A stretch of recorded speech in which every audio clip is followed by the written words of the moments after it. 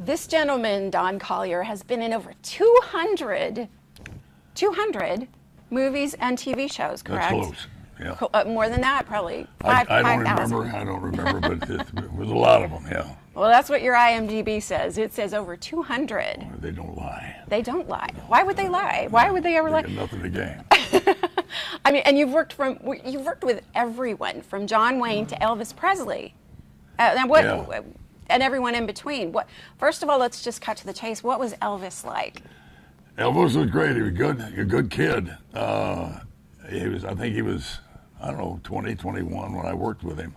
In fact, I was at an Elvis Presley lookalike contest in Dallas about 2 months ago, and I was a judge. And those kids were great. They had 15 boys down there. Well, they were in their early 20s. And they sang like him. Their movements were like him. It was great. And we voted for, and the best kid won. And he went on to the national, wherever that is. But he was good. He was a good guy. Good guy. So is he still alive, Elvis? I think he is, but he's left the room, of course, but he's still hiding somewhere, you know. Well, I'm going to name a couple of the Westerns you've been in, because there's a lot. The Virginian, Wagon Train, Death Valley Days, The High Chaparral, Bonanza, multiple parts. I want to ask you about that. Gunsmoke, The Waltons, and my sister Lisa said you cannot let him go without asking about your appearance on Little House on the Prairie. That was her favorite. But first of all, Bonanza. How did you play multiple parts? Did people not recognize you as the same guy playing different people over and over? Well, we did a lot of that in those days. You know, there were 40 different Westerns on. Yeah. And in those days, they would let you work each Western twice a year. And so you made the rounds. Everybody made good livings. And what was the question you asked me? Well, just how did you play the same? Just people didn't recognize you as that's Don Collier again. That was the guy that played the bad guy in episode 4 or whatever. We didn't care because Friday they had a solution for that. They paid you. Oh well, yeah, that's always that helps. That's all. We were just there for the money. Now let me ask you. Why are there no more Westerns right now? That was such an important, vital part of television and movies for decades. On High Chaparral, and maybe a lot of them, we were one of the last ones that survived. And Bobby Kennedy got shot in 1969, I believe it was. Wasn't it 1969? 67. And as a result, we were notified from the higher-ups in the networks that the gun violence had to cease. Really? And when they took away the guns and all that from the Western genre, that kind of did us in, because a third of our stuff on those Westerns was gun stuff. But now, what about Charles Bronson and all those kind of movies that took over in the 70s? There was a lot of guns in those, and it was harder to determine who were the good guys and the bad guys. Yeah. In the new type violence. Well, they couldn't stop all the gun stuff, but they stopped enough to really kill the Western themes. Yeah, we missed all that. A lot of good stuff. A lot of fun doing those old shows. Yeah. You know. Well, so I got to ask you about Little House, because for my sister. Little House on the Prairie. I did 2 or 3 of those, and it was great working with Mike Landon. Was terrific. Good guy, a good director, a good writer. He kind of did everything on that show, didn't he? Wash the costumes. Before all that, he was a good boozer. Really? We all used to drink a little after the show.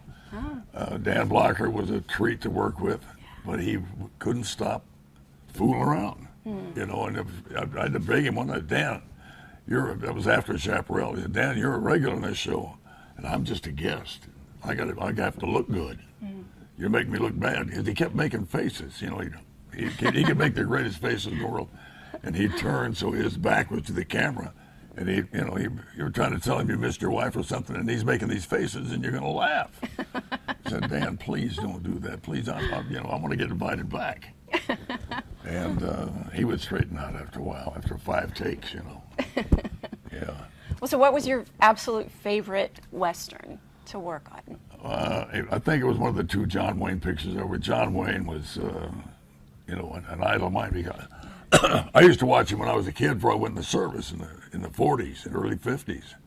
in the service in 1945, and Yeah, you joined the Navy at the end of World War II. yeah, and John Wynn was one of the reasons I joined the Army. I mean the Navy, because he did all those pictures, even in the service and all that.